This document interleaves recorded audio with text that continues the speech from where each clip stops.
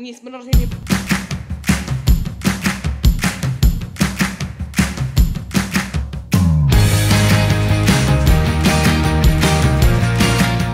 Guys, hari ini gue mau makan varian dari Mimi Food. Yang pertama-tama gue pengen nyobain coipannya dulu guys.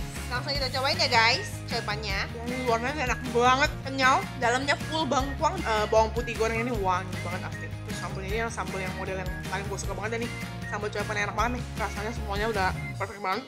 Ini minyak-minyak di luarnya ini nggak ngerasa kayak over minyak gitu guys. Jadi itu kayak wangi banget gitu loh. Ini sambalnya gue minum bisa nih guys, soalnya enak. Gue demen. Gue pengen nyobain varian lauk dari Mimi Food nih guys. Ini ada semur jengkol pedas. Menurut gue jengkol tuh susah ya guys, karena banyak banget gue cobain jengkolnya agak bau. Nih baunya tutup kayaknya sama sambalnya.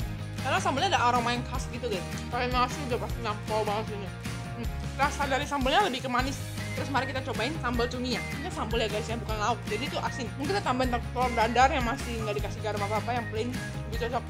Terus gue cobain yang teri. Kata dipanggilnya sambal bengis karena pedes. Ini gue udah mulai mau ngeluarin air mata sini. Lalu gue baru makan dikit. Waduh gila guys. Mau bengis bener sih ini bener. Yang last gue mau cobain sambal jengkol.